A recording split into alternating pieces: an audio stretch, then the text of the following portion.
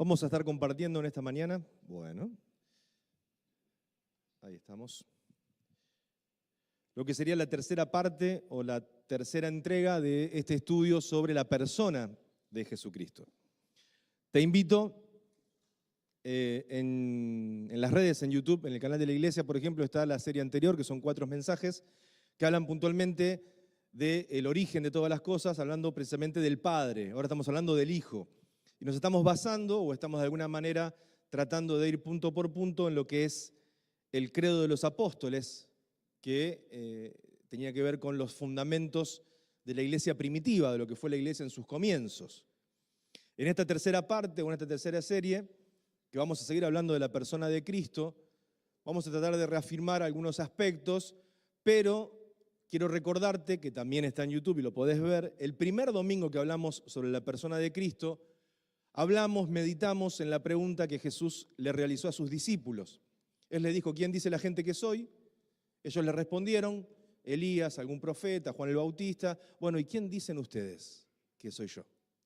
Y creo que de alguna manera esa pregunta va a quedar latente durante cada una de las entregas de este mensaje y debería ser una pregunta latente en tu vida de forma constante en el día a día ante situaciones que podamos respondernos a nosotros mismos. ¿Quién es Jesús para nosotros? Si Jesús es, y vaya si lo es, sí lo es, quien dice ser el Hijo de Dios, entonces estamos ante el tema más importante, más relevante, del cual debemos ocuparnos con urgencia. No hay nada más importante en tu día a día, en tus quehaceres, aún te diría hasta en tu propia salud, no hay nada más importante que centrar tu vida en el Señor. Porque Él tiene dominio y control sobre todo lo creado. Entonces vas a buscar al que tiene control sobre todo. Tenés un problema en tu vida, sea de la índole, de la situación, de la esfera que tenga que ser en tu vida, del ámbito que sea, el Señor tiene autoridad y control sobre eso. La semana pasada vimos evidencias bíblicas, lo que la palabra dice y el testimonio de aquellos que vieron, oyeron y palparon a este Dios hecho carne, sus discípulos.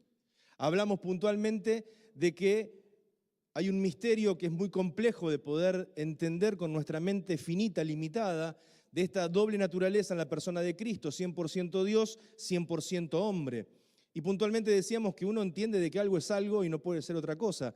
Bueno, esa ley terrenal de la creación se rompe en la persona de Jesucristo. Porque Él fue y es 100% Dios y 100% hombre. Por eso solo Él puede decir que es el Cordero de Dios, que quita el pecado del mundo y que es el único mediador entre Dios y los hombres, Jesucristo hombre. Esto es lo que vimos el domingo pasado. Ahora, nuestra declaración de fe, lo que estamos estudiando, lo que estamos viendo, que tiene que ver puntualmente con esta serie de mensajes que yo te compartía, dice lo siguiente: creo en Jesucristo, el Hijo de Dios, y que Él vino a salvarnos y a mostrarnos el amor del Padre, que es parte del credo de los apóstoles.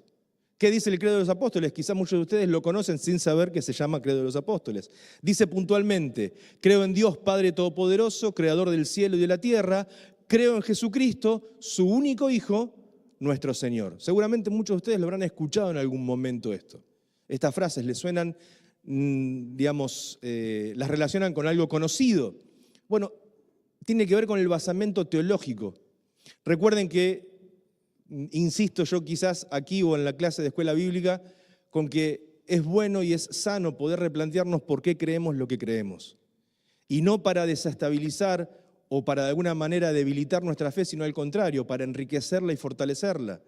El no porque no, el sí porque sí, termina sucumbiendo ante las situaciones del día a día. Tengo que saber por qué creo lo que creo y dónde está fundamentado. Y el credo de los apóstoles es un principio teológico, un fundamento teológico del inicio de la iglesia de Cristo.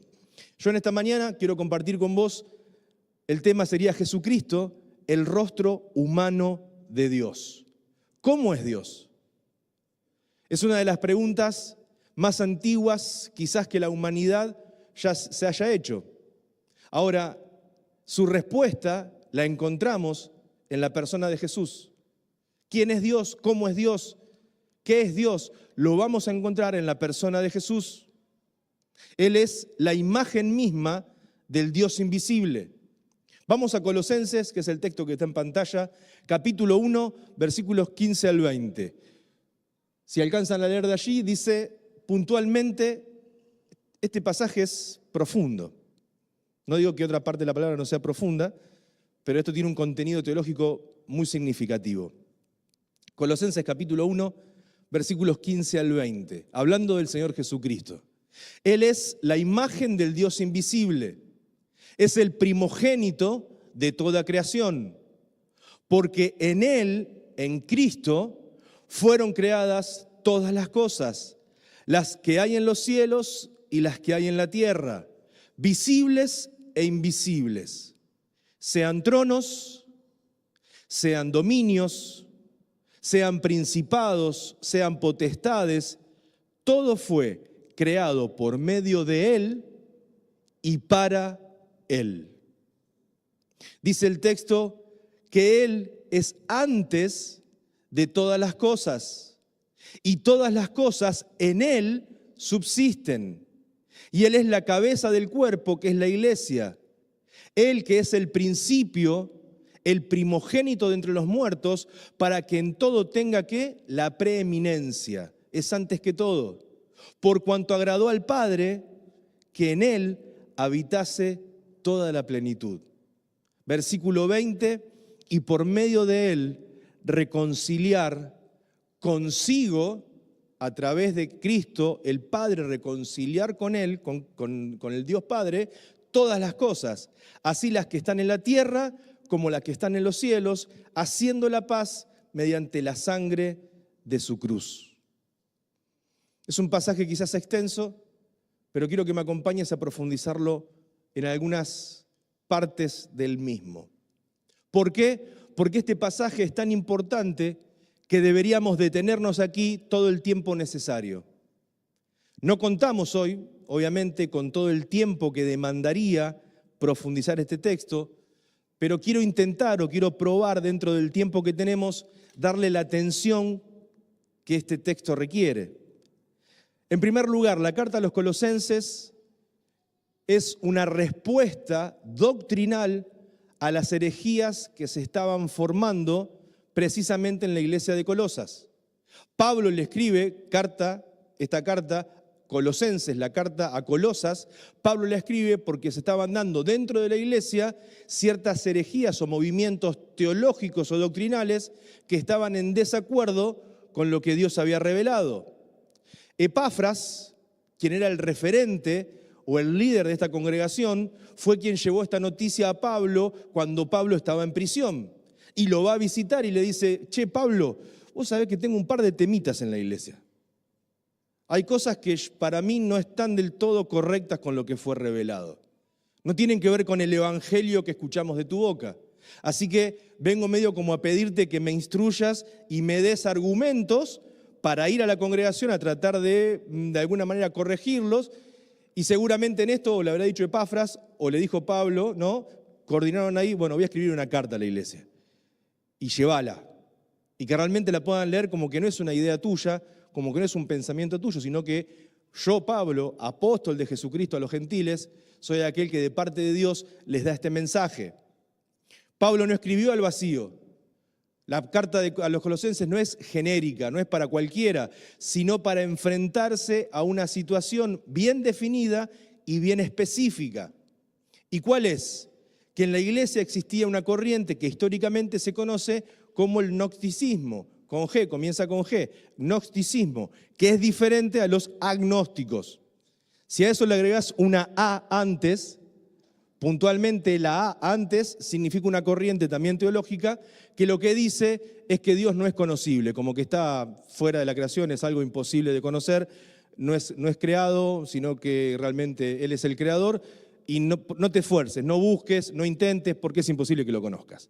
El agnóstico dice eso, no niega, no es ateo, no niega la existencia de Dios, pero te dice, no te gastes ni te esfuerces en conocerlo porque es imposible. Es de otra dimensión, es inconocible, hace tu vida. Eso piensa el agnóstico. ¿Pero qué piensa el gnóstico? Precisamente podríamos llamarlos intelectuales, que estaban descontentos con la simplicidad del cristianismo. Ellos decían en Colosas, no puede ser tan sencillo. No puede ser que alguien murió por mí, que yo llegue y me dice, por gracia creíste, sí, sos salvo, sos nueva criatura. No. Acá tiene que haber algo diferente, acá tiene que haber algo más complejo que me haga a mí protagonista. No que yo reciba la gracia y que yo no tenga nada que ver. Ellos estaban descontentos con la simplicidad. Y ellos, a ver, te lo voy a hacer de forma muy resumida, decían que la materia, lo palpable, vos y yo somos materia, es absoluta y eternamente mala. Es malo. Pero lo espiritual, el espíritu, es absolutamente bueno. El gnóstico decía que todo lo palpable, todo lo que yo puedo tocar, el hardware, para los que están en sistemas o en informática, ¿sí? Lo que es tangible, eso es malo. ¿Qué es lo bueno? Lo que es espiritual, lo que no se ve. Y déjame decirte que en el mundo espiritual hay mucho que dista lejos de ser bueno. Los ángeles caídos están en el mundo espiritual y no son buenos, ni mucho menos. Satanás es un ser espiritual y no es bueno. Pero ellos decían esto, ¿no? Y por esa razón entonces, ¿qué pasa? El verdadero Dios, que es espíritu, no puede tocar la materia y tampoco puede ser el creador de la materia, porque la materia es mala. Eso cree el gnóstico. Así que el verdadero Dios, desde el punto de vista gnóstico, en realidad es un Dios distante, ajeno a lo creado, y en base a esta creencia, obviamente, tampoco podría tomar forma de hombre. Es decir, que Jesús o no es el verdadero Dios o no es verdaderamente hombre. El gnóstico, en Colosas, comienza dentro de la congregación a plantear una idea que tiene que ver con que este Jesús que vino y murió por nosotros, en realidad, si era Dios, no podía ser materia. Entonces, bueno, si realmente era Dios, entonces no era hombre. Esto de 100% Dios que vimos el domingo pasado y 100% hombre, para el gnóstico era imposible. Ellos negaban completamente la humanidad de Jesús y hasta decían que su cuerpo no era real. Decían, por ejemplo, que él cuando caminaba no dejaba huellas, porque como no era real, era un espíritu manifiesto, no era un hombre real. Para quienes gestaban esta herejía o para quienes estaban detrás de esta herejía, el desafío de todo hombre era hallar su camino a Dios. Pero acá viene una parte importante. La única forma, el único camino era para aquellos que tenían la capacidad intelectual muy elevada y no la de hombres simples que están excluidos de conocer a Dios. El gnóstico decía, Jesús nunca fue hombre porque la materia es mala y conocer a Dios es para los iluminados, es para algunos. Yo le voy a explicar lo que Dios quiere decir. Dios me dijo a mí, a ustedes no le dice nada. Yo soy el apóstol, yo soy el que tiene la visión y ustedes como son más terrenales, están un escalón más abajo, dependen de mí. ¿Te suena? Y no piensen solamente en denominaciones parecidas a las nuestras. Hasta el año 50 la Iglesia Católica no podía leer la palabra de Dios el feligrés. La única forma que tenía de acceso a la palabra era a través de lo que el cura podía decir. Yo soy el iluminado, yo soy el que recibe, yo soy el que está más cerca de Dios y vos tenés que comer, alimentarte o recibir de lo que yo puedo darte. Es una herejía, no es lo que dice la palabra. La carta que el Espíritu Santo envía por medio de Pablo a Colosas reafirma la gloria suprema de Jesús y su primacía y su dignidad. En primer lugar, versículo 15, Jesús es la imagen del Dios invisible. En segundo lugar, versículo 15, Jesús es el primogénito de toda la creación. Versículo 16, Jesús es el creador del universo. 17, Jesús es eterno porque es antes que todo. Versículo también 17, Jesús es el sustentador de todas las cosas. Jesús es la cabeza de la iglesia. Versículo 18, versículo también 18, Jesús es el primogénito ¿de qué? No solamente de la creación, sino de la resurrección, es decir, una nueva vida. Él fue el primero que resucitó. En Él habita toda la plenitud de la deidad. Jesús es el reconciliador de la humanidad consigo mismo y con el Padre. Y también Jesús es el santificador de la humanidad pecadora. Él nos justificó en la cruz. Justificados pues por la fe, tenemos paz para con Dios. Por eso en esta mañana quiero brevemente tocar algunos temas como por ejemplo, Jesús es el rostro visible del Dios invisible. Es la imagen, no es una representación, es la manifestación física y perfecta de la esencia de Dios. Ver a Jesús es ver a Dios. Él es la imagen de Dios que no se puede ver. Dios no es distante. Él se ha acercado a la creación en su imagen, Jesucristo, y esto quiere decir que Jesucristo es la verdadera y máxima revelación del Padre. Juan 1:18. El rostro invisible de Dios se hizo ver a los ojos de los hombres en el rostro de Jesús. Bienaventurados los que vieron y creyeron, pero más bienaventurados aquellos que sin ver también creyeron. También debemos descartar, como por ejemplo Felipe nos dice, el que me ha visto a mí, le dijo Jesús a Felipe, el que me ha visto a mí, ha visto al Padre, porque Felipe no quería creerle. Muéstranos al Padre y nos basta. También debemos destacar el uso del tiempo presente. Él es, no fue ni será, sino que es siempre, es constante. Él es Dios. También es el primogénito, que no significa que Jesús haya sido lo primero creado o el primero de la creación, sino que tiene el rango de preeminencia. Existe antes de la existencia. La soberanía, la autoridad sobre todo lo creado tiene que ver con la persona de Cristo, que Él es antes de que todo fuera.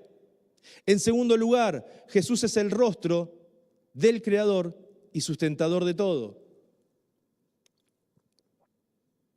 Él es creador y no criatura, como venimos hablando. Toda la creación fue creada por medio de Él y para Él.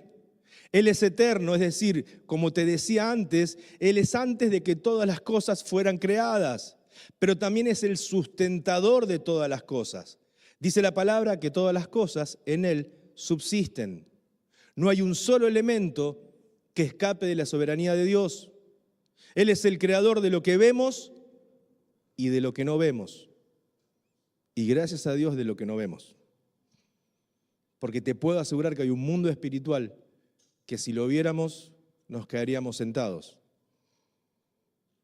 Él es el alfa y también es la omega. Él es el principio y el fin, el primero y el último. Jesús pone armonía y unidad a toda la creación. Jesús mantiene todo en orden. Sin Él, todo lo creado se desmorona.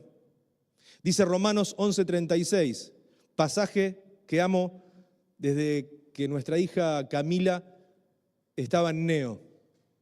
No teníamos diagnóstico, no querían decirnos porque había sido mala praxis del obstetra. Y cuando llegamos y con poquitas horas de nacida, Cami tenía jeringas, tubos por todos lados y no entendíamos qué estaba pasando. Entre lágrimas oramos al Señor y me acuerdo que escribimos un pasaje y lo pusimos arriba de la incubadora.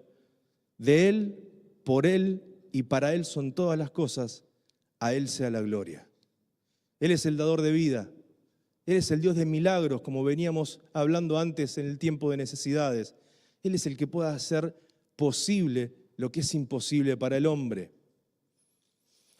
En tercer lugar, Jesús es el rostro del sacrificio que trae redención. El punto más alto de la revelación del amor incondicional de Dios es la cruz. En la cruz Dios se muestra sufriente, pero también redentor. Jesús, libre de pecado, tomó el lugar de la humanidad pecadora. ¿Para qué? Para traer perdón y salvación. Él subió a una cruz no para cumplir con un dogma, con algo establecido, sino que subió a la cruz por amor a vos y a mí. Él es la cabeza de la iglesia. Es el principio, la autoridad, la guía de su cuerpo que somos nosotros. Y permitime decirte algo en esto con respecto al cuerpo. Todos somos necesarios, todos somos importantes y cuando vos no venís y no formás parte del cuerpo, el cuerpo se duele. No es lo mismo que estés o que no estés. No es lo mismo que seas parte o que no seas parte. Lo vivo diciendo todos los domingos, no es lo mismo que lo mires por una pantalla o que te conformes con poder ver la reunión simplemente a través de un instrumento tecnológico. Ser parte, ser iglesia, es vivir juntos. Y a veces vivir juntos genera roces, genera complicaciones, genera dificultad, y es válido y está bien. No conozco una familia que no discuta, que no tenga problemas o que no tenga cosas que trabajar o solucionar. No conozco. Y en Cristo somos familia. Y seguramente Dios quiere usarte a vos para moldearme a mí. Y quiere usarme a mí para moldearte a vos. Y esto tiene que ver con que entre todos nos exhortamos y acompañamos. No existe la iglesia unilateral. No podés ser iglesia en tu casa. No sos iglesia de forma privada. No sos iglesia sin ser parte del cuerpo. Si la oreja quiere separarse e irse lejos porque piensa o cree que sola puede estar bien, puede seguir siendo oreja, pero no es cuerpo. Con lo cual necesitamos comprender y entender de que somos un cuerpo en Cristo. Pero lo más importante, Él es la cabeza. Él es el que dirige. Él es el Señor. Él es el que ordena y nos ubica en qué función y en qué lugar, como parte del cuerpo, tenemos que vivir. Él es el principio, el primogénito, la primicia de la resurrección, y en Él también encontramos, como decíamos, la cabeza de su iglesia, garantizando la resurrección de los que son suyos, así como Él resucitó. Bendita esperanza tenemos. Hoy me terminan de informar que falleció nuestra hermana Rosa Runitsky hace unos momentos. Y en esta semana, en este último mes, tuvimos algunos velatorios y hermanos que han dejado este mundo. ¿Sabés cuál es obviamente que ninguno le agrada, ninguno disfruta estar compartiendo en un velatorio, pero ¿sabés cuál es el más triste y el más complejo? Aquel que abandona este mundo sin Cristo. Porque no podés decir nada, porque no hay esperanza. Pero cuando el que deja este mundo pudo entregar su vida y abrió su corazón, y realmente la bendita esperanza que tenemos de que esa persona está en Cristo y hoy está disfrutando de su Señor, hay dolor, hay angustia, obviamente está la pérdida, la separación que va a doler, que va a traer tristeza, pero hay un gozo que es inexplicable, que es saber que nos vamos a volver a ver. Y Él fue la primicia. Él no resucitó para volver a morir, como por ejemplo diferentes situaciones en la palabra, el más conocido como fue Lázaro, que Él resucitó, salió fuera, pero volvió a morir. Jesús resucitó de una vez y para siempre, es la primicia. Él fue el que abrió el camino. Bendito es el camino que tenemos en Cristo en el mañana. Hay vida y hay vida eterna para aquellos que estén dispuestos a abrir su corazón. ¿Por qué? Porque Él es el rostro de la victoria. En último lugar, Jesús es el rostro de la victoria, es el rostro de la esperanza. ¿Por qué? Porque la tumba estaba vacía. La tumba vacía afirma que, en primer lugar, su deidad. Él era Dios. No había forma que esa tumba esté vacía si Jesús no era Dios. Los judíos dijeron, se lo robaron los discípulos, seguro. ¿Dónde está el cuerpo? Empezamos a tratar de conseguir dónde estaba el cuerpo. No se pudo encontrar el cuerpo. ¿Por qué? Porque el cuerpo terminó pasando paredes y terminó comiendo un pescado a la mañana temprano, recibiendo a los discípulos que venían del lago en la canoa. Él había resucitado, el Señor había resucitado, la tumba estaba vacía. Es la bendita esperanza. Su resurrección no tiene comparación. Él resucitó ¿para qué? Para habitar para siempre. Él estaba, está y estará habitando ¿qué? La plenitud de Dios. ¿Qué significa plenitud de Dios? La totalidad de la divinidad. Colosenses 2:9, buscarlo en tu casa después para ampliarlo. Pero Él es 100% Dios. Jesús tiene todos los atributos de Dios, nada queda afuera de Él. La sangre en la cruz tiene el poder para reconciliar todas las cosas. Ahora déjame decirte esto y es importante. No es Dios quien se reconcilió con el hombre, sino que necesitamos que sea el hombre el que se reconcilie con Dios, porque Él nunca se peleó con nosotros. Fuimos nosotros los que rompimos el pacto. Fuimos nosotros los que nos alejamos. Fuimos nosotros los que rompimos esa relación. Dice la palabra de Dios, lo digo en otra terminología, pero el concepto está en la palabra. Adán nació bios y zoe, físicamente y espiritualmente vivo, pero cuando pecó, el zoe se rompió y su espíritu se separó de Dios, con lo cual murió espiritualmente y comenzó a morir físicamente. El bios se comenzó a degenerar o a degradar. Bios es tu cuerpo unido a tu espíritu.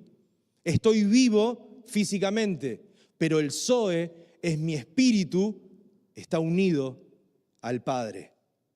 Mi espíritu está unido al Espíritu Santo. Estoy vivificado espiritualmente. Todos nacemos físicamente vivos, pero desde la caída necesitamos volver a la cruz para poder nacer espiritualmente. Y eso va a traer la transformación en tu vida. Él es el único camino para la reconciliación y la paz. ¿Con quién? Con el Padre. Fue su sangre en la cruz la que volvió a abrir un camino hacia el Padre, porque no había, no existe, no hubo, no hay y no habrá otra forma, otra alternativa que no sea la cruz de Cristo para llegar al Padre. Yo soy el camino, yo soy la verdad, yo soy la vida, dijo el Señor. Nadie llega al Padre si no es por mí. La reconciliación no solo implica una buena noticia, no es algo lindo solamente, sino que también es un llamado a una vida diferente. No fuiste llamado, no fuiste comprado, no fuiste redimido, no se pagó precio de sangre por vos para que simplemente recibas una buena noticia y te alegres con que, bueno, a ver, ¿cuándo se termina esto? ¿Cuándo vamos a la eternidad? ¿Cuándo comienza lo bueno? Déjame decirte que lo bueno ya comenzó. Déjame decirte que tu eternidad comenzó desde el momento en que abriste tu corazón y recibiste a Cristo en tu vida. Lo que va a cambiar es el escenario, pero sos un ser eterno, con la presencia de Él en vos. La diferencia es que cuando dejemos este escenario, nuestra presencia va a ir a Él. Pero vamos a seguir con Él como lo estamos hoy. En conclusión, al mirar a Jesús, estamos mirando al Padre. Y a través de las acciones de Jesús, vemos el verdadero carácter de Dios. ¿Querés conocer al Padre? Léete los evangelios y fíjate cómo obraba Jesús, cómo caminaba Jesús, cómo miraba, cómo hacía, cómo compartía. Nos encontramos con Dios en las enseñanzas y el ejemplo de Jesús. Y se nos llama a imitar ese amor. Se nos llama a vos y a mí a poder servir con compasión, a vivir según las enseñanzas y el ejemplo de Cristo. En su encarnación, Dios se hace cercano, no nos mira desde lejos, ni tampoco es un profeta que nos trae un mensaje de lo alto. No, Él es el mensaje. Jesús no te trae un mensaje, es el mensaje hecho carne. Es Él que no te dice cómo se deben hacer las cosas, sino que te muestra en carne propia, con su propio testimonio, con su propia vida, cómo deben ser las cosas. Jesús es Dios mismo habitando entre nosotros y con nosotros. Dios se hace accesible. Caminando por este mundo se hizo tangible. Aunque el gnóstico no lo podía interpretar, no lo podía creer, pero podías tocar a Dios. Dios se hace relacional. Anhela y desea relacionarse con vos, eliminando la distancia entre el Creador y la creación. Jesús es la perfecta manifestación de Dios, pero también déjame decirte, es la perfecta manifestación del hombre.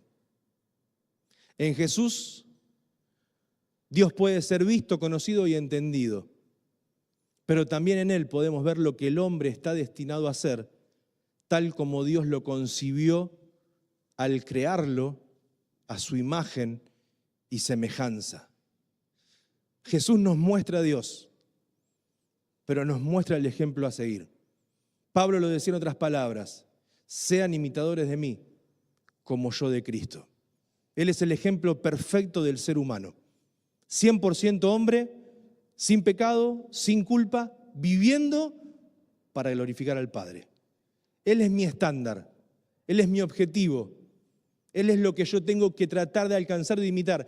Y aunque sé que estoy vencido antes de comenzar porque nunca voy a llegar a ser como Él, pero tengo la bendita esperanza que cuando el escenario cambie, cuando el velo se caiga, le voy a ver tal como Él es y voy a ser transformado para ser como Él. Lo dice la palabra, no lo digo yo. El Señor Jesús es el primero y lo primero de todo. Es Señor del universo, Señor de la iglesia, Señor de todo lo que existe. Jesús es todo lo que el creyente necesita. Jesús es todo lo que un creyente o un hijo de Dios necesita. Busca primeramente el reino de Dios y todo lo demás será añadido. Nosotros queremos buscar todo lo demás y añadirle a Dios. Y por eso fallamos, fracasamos y vivimos en frustraciones. Efesios, cierro con este versículo, con este pasaje. Efesios capítulo 1, versículos 17 al 23. Son varios versículos, pero te pido que me acompañes y que lo leas tratando de comprender el texto. Dice la palabra, para que el Dios de nuestro Señor Jesucristo, el Padre de gloria, os dé espíritu de sabiduría y de revelación en el conocimiento de Él. ¿De quién? De Cristo. Alumbrando los ojos de vuestro entendimiento. ¿Para qué? Para que sepáis cuál es la esperanza a que Él os ha llamado y cuáles son las riquezas de la gloria de su herencia en los santos. ¿Cuál es la supereminente grandeza de su poder para con nosotros? ¿Quiénes somos nosotros? Los que creemos según la operación del poder de su fuerza, la cual operó en Cristo, resucitándole de entre los muertos y sentándole a su diestra en los lugares celestiales, sobre todo principado. Cristo está no solamente sentado a la diestra del Padre, no solamente está en lugares celestiales, sino que Cristo está sobre todo principado, sobre toda autoridad, sobre todo poder, sobre todo señorío, sobre todo nombre que se nombra, no solo en este siglo, en este tiempo, en lo que conocemos como el tiempo real verdadero de ahora, sino también en el siglo venidero o cuando este tiempo pase. Y dice que sometió todas las cosas bajo sus pies, hablando de Cristo, y lo dio por cabeza sobre todas las cosas a la iglesia, la cual es su cuerpo, la plenitud de aquel que todo lo llena en todo. ¿Cuál es la supereminente grandeza de su poder para con nosotros? Yo lo veo a Pablo en esta carta de Efesios, que no encontraba palabras humanas para poder expresar y para poder declarar lo que verdaderamente significa la persona de Cristo. Usaba términos totalmente exacerbados, textos que no eran comunes o palabras que no eran comunes. ¿Por qué? Porque Él supera lo común, porque Él trasciende lo lógico, porque Él realmente lo que está anhelando y buscando es que puedas encontrar tu plenitud en Él, porque Él puede llenarlo todo en todo. Quizás en esta mañana llegaste con vacíos en tu corazón, con vacíos en tu vida, con situaciones donde no encontrás respuestas, donde te sentís vencido, abatido, donde muchas veces la ansiedad, la angustia, depresión son la moneda de todos los días que terminan marcando tu diario caminar. Y hay una vida abundante que parece que es para otros, para alguien más espiritual, para alguien, no sé, más comprometido. Bueno, déjame decirte que la vida abundante, Dios dice que es para sus hijos. Pero es para aquellos hijos que realmente tienen hambre, que anhelan, que desean ser transformados por el poder de su espíritu. No es para los elegidos, como pensaban los agnósticos. No es para algunos sabios y el resto, bueno, que se arreglen como puedan. La presencia de Dios, cuando el velo se rompe de arriba hacia abajo, tiene que ver con que Él se hace revelado a la humanidad. Él se revela a todo aquel que abra su corazón. Y quizás hasta el día de hoy, por X cuestiones de la vida, te conformaste con vivir una religiosidad, un conocer, pero sin poder o sin alcanzar vivir. Déjame decirte que no tiene por qué ser más así. que Él anhela y desea que puedas vivir esa plenitud que la encontramos solamente en aquel que todo lo llena en todo. Aquel que, como decíamos, va a volver un día y toda rodilla se va a doblar y toda lengua va a confesar. Aquel que te amó de tal manera que siendo Dios se hizo 100% hombre para entregar su vida en una cruz. ¿Para qué? Para comprar salvación, redención en favor tuyo. ¿Y yo qué tengo que hacer? Es muy simple el Evangelio. ¿Tengo solamente que creer? Para el gnóstico hay que hacer algo más. Dice la palabra de Dios: justificados pues por la fe, tenemos paz para con Dios. ¿Qué tenés que hacer? Creer, abrir tu corazón. ¿Por qué? Porque Él ya lo hizo todo. Porque en la cruz compró el 100% el perdón de mis pecados. Porque yo no puedo agregar ni quitar nada a lo que Él hizo por mí. Lo recibo, lo acepto, abro mi corazón y disfruto de ese favor y de esa gracia, o cierro mi corazón y sigo viviendo a mi manera. Con angustias, con tropiezos, con temores. Y si lo acepto, ¿se van? No. Por más que abras tu corazón, quizás tu vida siga teniendo angustias, tropiezos y temores. Pero ¿sabes qué? Él te lleva de su mano. Él nunca te suelta.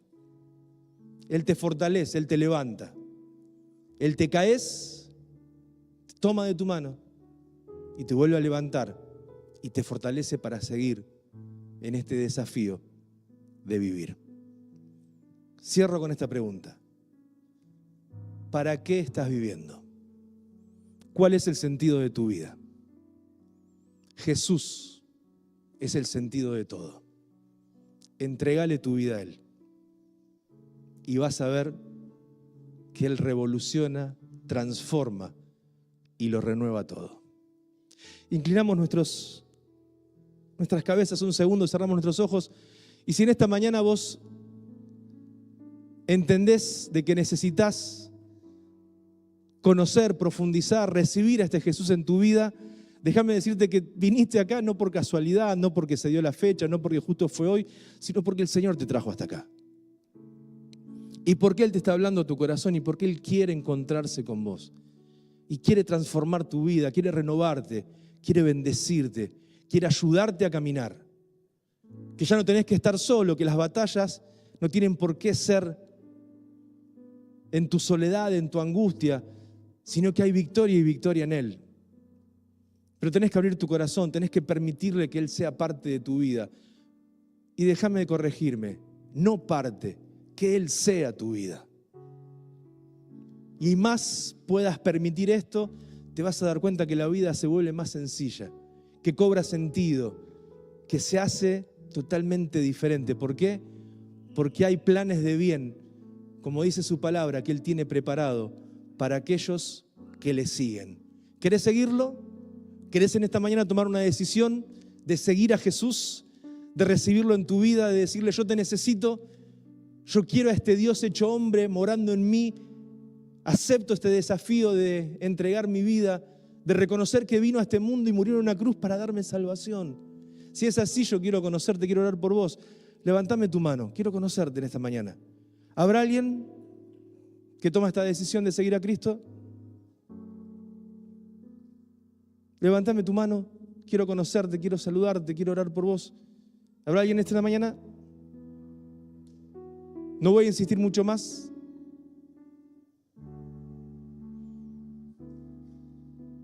Y si ya lo recibiste y ya conocés, pero sentís que tenés que entregar áreas y que hay cosas que hay que cambiar, yo te invito a que podamos cerrar este tiempo de adoración cantando, alabando a nuestro Dios, pero tomando este compromiso.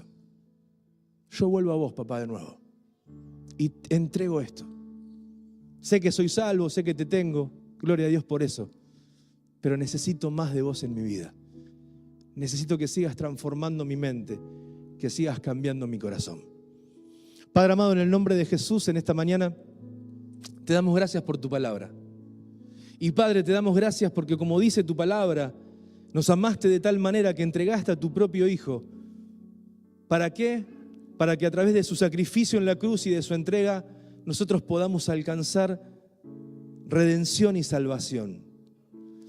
Dice tu palabra también que antes de Cristo éramos por naturaleza hijos de ira, pero que si realmente abrazamos la cruz y abrimos nuestro corazón,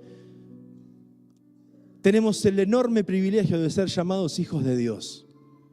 Y Señor, gracias porque creo que aquí la gran mayoría ha podido dar este paso y ha entregado su vida. Pero Señor, necesitamos seguir siendo corregidos, instruidos, transformados. Señor, nuestro corazón a veces es tan duro. A veces somos necios, tercos. Señor, cambia este corazón de piedra por un corazón de carne. Danos la capacidad de poder escuchar tu voz y ser obedientes a lo que tu Espíritu nos revela y nos manifiesta. Danos un corazón sensible, que esté dispuesto a humillarse delante de ti cada día, a buscar tu rostro y que cada día sea una aventura, un desafío de vivir para tu gloria. Gracias. Gracias porque no te cansas de nosotros. Gracias porque cada día es una nueva oportunidad. Gracias porque hoy es una nueva oportunidad de comenzar. No importa si es la segunda, la tercera, la 15ª, no importa si van tantas veces que perdimos la cuenta, en vos podemos comenzar de nuevo. Y Señor, que este sea un día, una mañana donde muchos de los que estamos aquí presentes tomemos decisiones reales que transformen nuestra realidad del día a día y que nos permitan vivir tomados de tu mano, siendo transformados mediante el poder de tu Espíritu. Señor, incomodanos, desafianos, no nos permitas quedarnos en la comodidad de que, bueno, somos así. No, Señor, necesito más de vos para seguir siendo transformado. Y qué bueno es saber de que sé que estás allí para guiar mis pasos. Gracias. Gracias te damos. En el nombre de Jesús lo hacemos. Amén y amén.